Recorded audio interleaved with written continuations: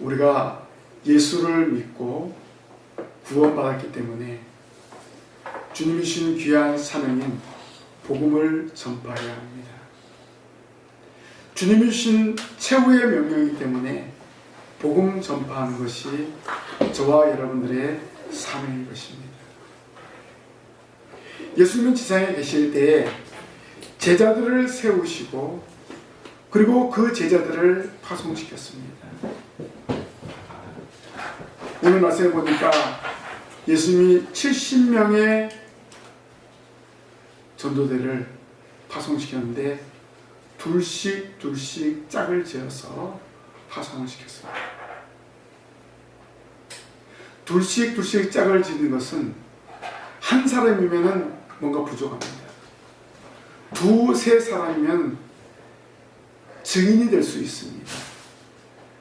그래서 둘씩 짝을 지어서 보내는데 사실 예수님이 가야 할 곳이 많이 있습니다. 아직 가지 못한 곳, 바로 그곳에 제자들을 미리 보내신 것을 알 수가 있습니다. 예수님이 십자가에 달려 죽으실 날이 가까이 왔기 때문에 아직도 하나님의 나라가 전파되지 못한 지역으로 제자들을 파송시킨 것입니다. 얼마나 예수님이 세심하신 분입니까?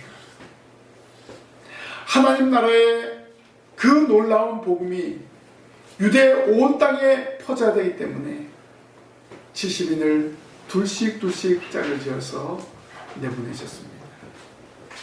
사실 이 70인의 전도대를 파송하는 것은 이 누가복음만 복음서에 유일하게 나오는 말씀입니다. 누가는 의사이기 때문에 예수님의 행적을 세심하게 관찰한 것을 알 수가 있습니다. 오늘 본문의 말씀은 예수님께서 70인의 전도대를 파송한 다음에 그 전도대원들이 다시 돌아와서 예수님께 보고하는 그러한 내용입니다. 이 전도대원들은 너무나 기뻤습니다. 귀신이 땅에 떨어진 것을, 귀신이 항복하는 것을 목격하였기 때문에 그렇습니다. 오늘 본문의 말씀을 통해서 이 전도대원들이 행하였던 일들을 기억하면서 저와 여러분들도 이 시대에 주님의 귀한 사명을 감당하는 전도대원들이 되어야 할 줄로 믿습니다. 그래서 오늘 이 말씀을 중심으로 해서 70인의 기쁨이라는 제목으로 은혜를 나누기를 원합니다. 70인의 기쁨은 첫 번째로 주님의 명령에 순종한 기쁨이었습니다. 예수님이 십자가를 지실 날이 가까이 오자 자신이 가지 못한 지역에 사랑하는 제자들을 보내십니다. 둘씩 짝을 지어서 먼저 보내시는 예수님이십니다. 바로 제자들이 주님이 하나님 나라로 가신 다음에 해야 될 일들을 알려주시는 것이기도 합니다. 예수님이 지상에 영원히 계시는 것이 아닙니다. 33년의 삶을 이제 마감하실 때가 되었다는 것입니다. 그래서 십자가를 앞에 두고 사랑하는 제자들을 파송시켰습니다. 이들은 예수님으로부터 병 고치는 능력과 귀신을 쫓아내는 능력을 받아가지고 나아갔습니다. 오늘 말씀해 보니까 70인이 전도를 파송되는데 어느 누구도 거부하거나 변명하지 않았습니다. 모두 다 전적으로 예수님 말씀에 순종하며 나아갔습니다. 오늘 저와 여러분도 마찬가지입니다. 주님 말씀하시면 나아가야 돼요. 주님이 원하신 일이 무엇인지 분별하면서 우리가 나아가야 돼요. 예수님이 하늘나라로 승천하실 때 마지막으로 우리에게 부탁한 것이 무엇입니까? 예루살렘과 온 유대와 사마리아 땅까지로 내 증인이 되라고 명령하지 않았습니까? 그래서 우리는 전도하는 거예요. 그래서 우리는 복음을 증거하는 것입니다. 예수님을 사랑하는 제자들에게 자신이 감당해야 될 일들을 제자들에게 전수하시는 것을 알 수가 있습니다. 예수님의 제자는 12명이었는데요. 우리가 그렇게 이야기할 수 있잖아요. 사실 그때 당시 12명의 제자 외에 예수님을 따르는 많은 무리들이 있었습니다. 적어도 70여 명의 영명은 예수님의 복음 사역을 감당할 수 있는 자격이 갖추어졌다는 것을 알 수가 있습니다. 우리 예수님이 승천하실 때 500여 형제들이 승천하는 모습을 바라보았잖아요. 그때 그 광경을 바라보고 예수님의 명령을 듣고 마가 요한의 어머니 다락방에 모인 사람들이 120명이었습니다. 이런 숫자를 통해서 알 수 있는 것이 바로 그렇습니다. 적어도 70명, 그리고 120명, 나머지 50명도 열심히 있던 사람들이었습니다. 주님은 자신이 행하였던 하나님 나라를 증거하는 것에 대해서 이제 제자들에게 구체적으로 알려주시고 파송을 시켰습니다. 자, 주님의 명령으로 파송된 제자들은 기쁨으로 돌아왔습니다. 왜 기뻤습니까? 그들이 주의 이름을 전하였을 때 귀신이 항복을 했습니다. 예수님이 주신 그 권능으로 나아갔을 때 귀신이 항복을 한 거예요. 너무나 기뻤습니다. 주님의 명령대로 나아갔을 때 이런 기쁨을 가지고 돌아오게 된 것입니다. 오늘 저와 여러분이 말씀에 순종하면 이런 기쁨이 있습니다. 그런데 말씀에 순종하지 않으면 뭔가 불안해요. 찜찜해요. 그러면 어떻게 됩니까? 말씀에 순종하는 생활을 해야 되죠. 말씀에 순종하는 생활이 바로 성도의 삶이라는 것입니다. 제자 70인의 전도대원들은요, 불평하지 않고 예수님 말씀 따라서 나아갔습니다.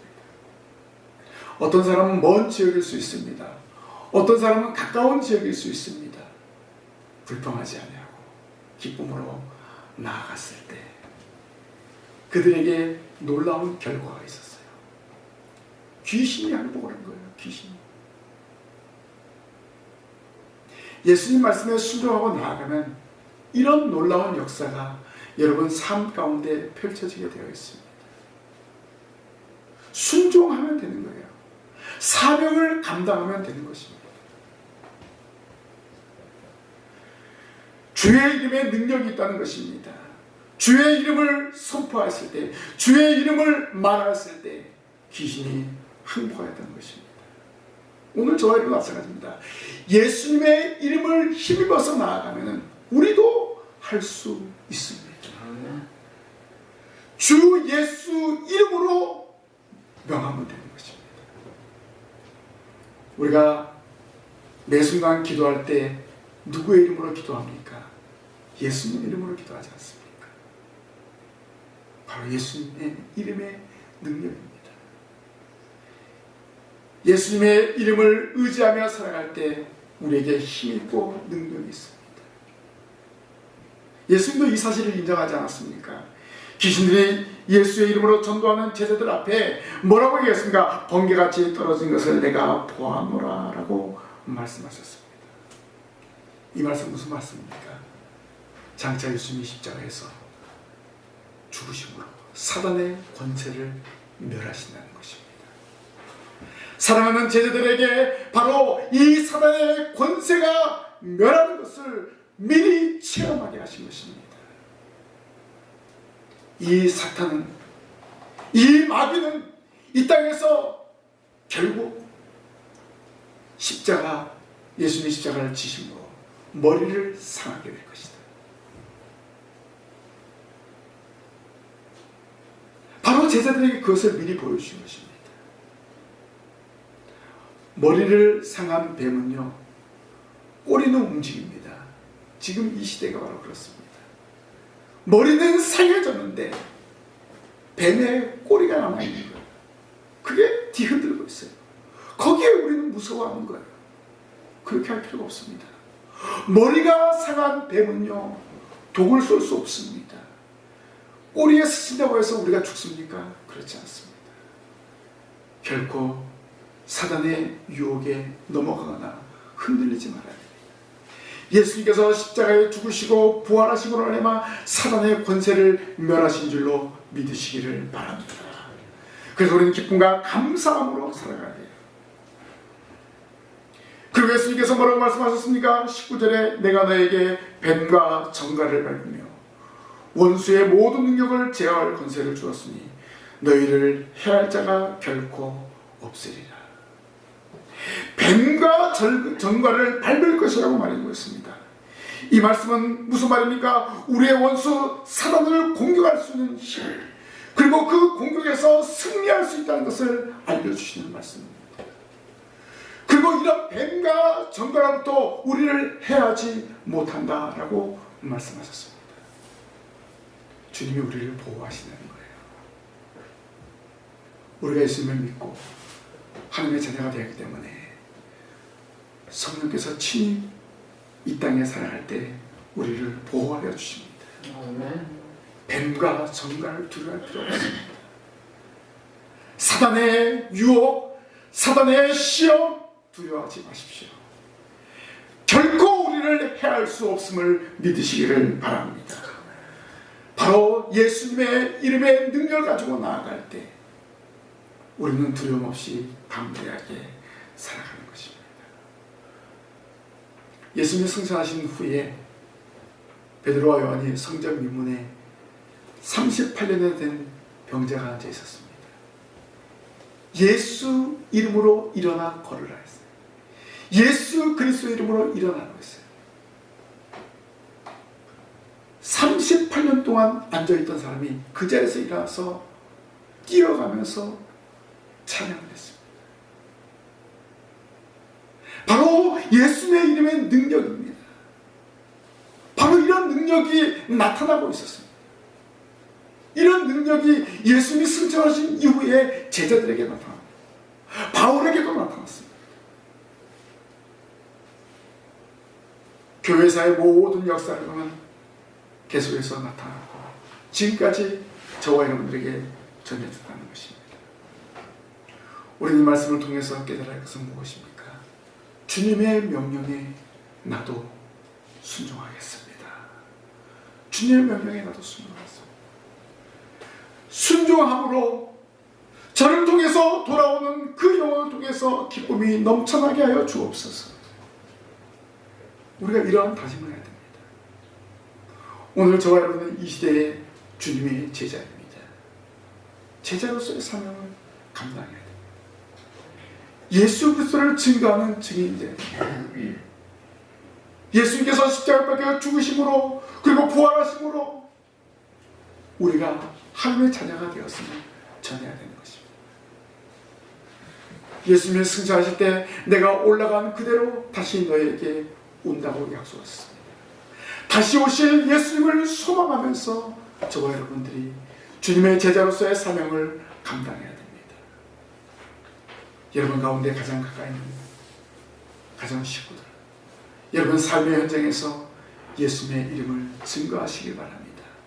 반드시 그 이름의 능력의 역사가 나타나게 될 줄로 믿습니다.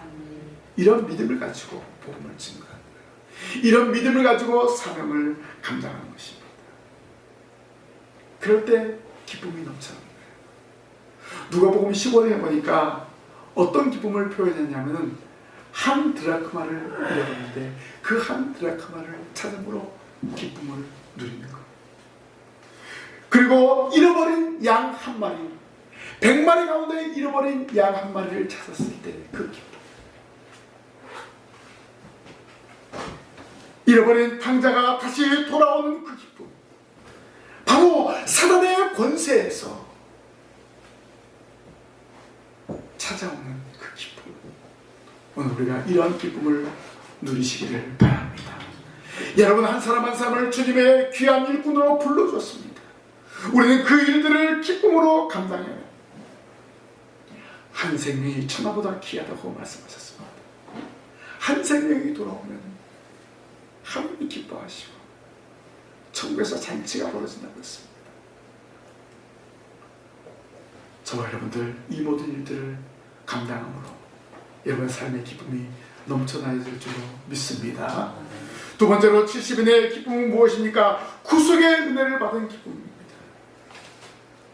기쁨으로 돌아와서 예수님께 보고한 제자들에게, 70인의 전도들에게 예수님은 무엇을 말씀하셨습니까? 20절 말씀 다 같이 한번 읽어보겠습니다. 시작.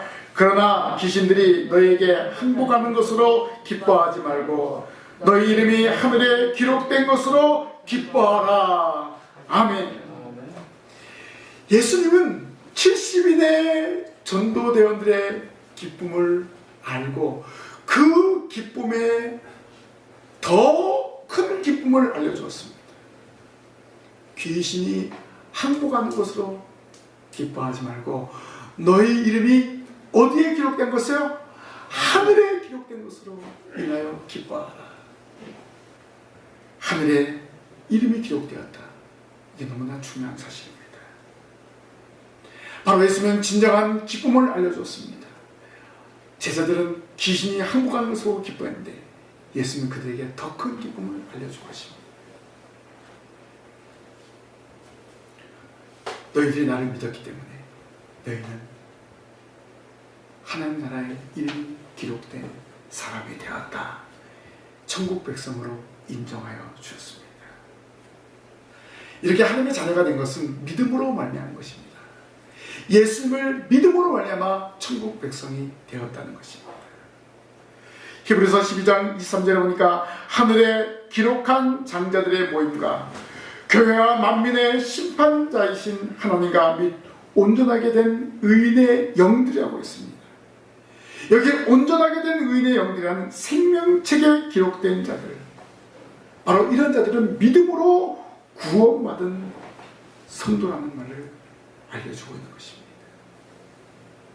사도행전 13장 48절에 영생을 주시기로 작정된 자는 다 믿더라 라고 말씀하고 있습니다. 우리가 전도해야 될 이유는 무엇입니까? 영생을 주시기로 작정된 자를 찾는 일입니다.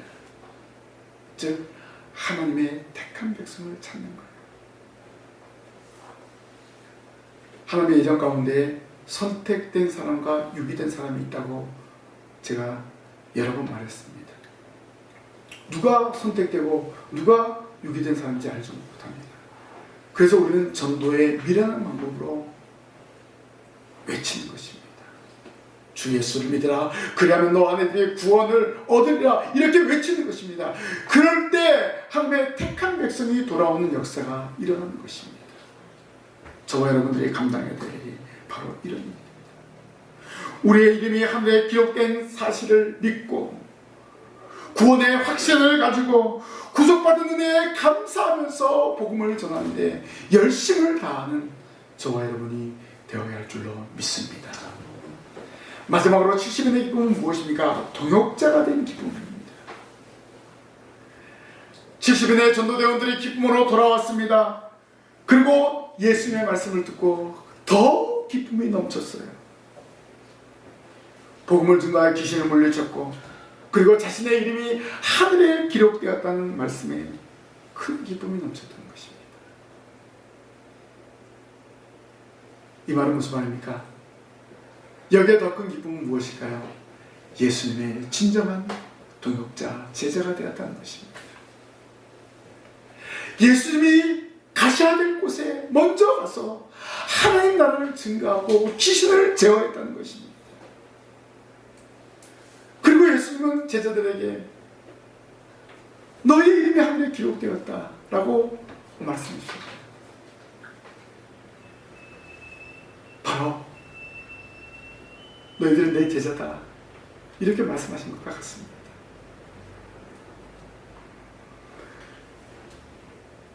복음을 위해 동역하는 것 즐거운 일입니다. 70인의 전도대원들이 예수님께서 이 땅에 행하신 모든 행보를 같이 행했던 것입니다. 예수님이 가지 못한 곳 그들이 가서 하나님 나라를 증거했습니다. 귀신을 항복시켰습니다. 그렇다면 뭡니까? 예수님의 제자로 예수님의 동역자가 아니고 무엇이겠습니까? 그럼 저와 여러분도 마찬가지입니다. 우리도 하나님의 나라를 증거하고 있습니다. 예수 그리스도의 십자가와 부활을 증거하고 있지 않습니까? 그렇다면 저와 여러분도 주님의 동역자입니다. 주님의 동역자는 이 기쁨과 감격을 가지고 복음을 전하는 데 열심을 다하는 성도들이 되시기를 바랍니다. 주님 우리 한 사람 한 사람을 사랑하십니다. 우리 한 사람 한 사람을 통해서 하나님 나라를 확산시켜 나아가신다는 것입니다. 오늘 우리를 세상에 보내셨습니다. 특별히 신광교회당으로 저와 여러분들을 보내셨습니다. 우리는 주님의 동역자로서 이곳에서 말씀의 훈련을 잘 받고 이 받은 말씀을 가지고 가정으로 삶의 현장으로 나아가서 예수 그리스도를 증거하는 증인이 되시기를 바랍니다.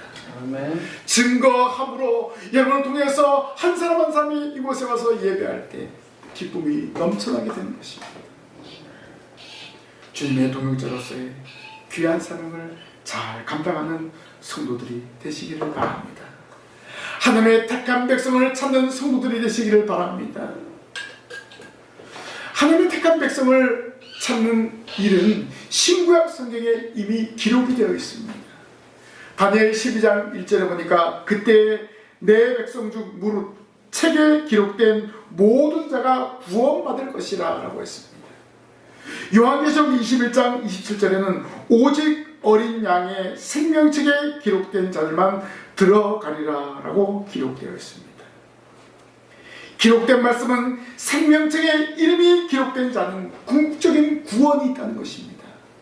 바로 우리가 이 땅에서 감당해야 될 일이 바로 생명책에 기록된 그 이름 찾는 일입니다.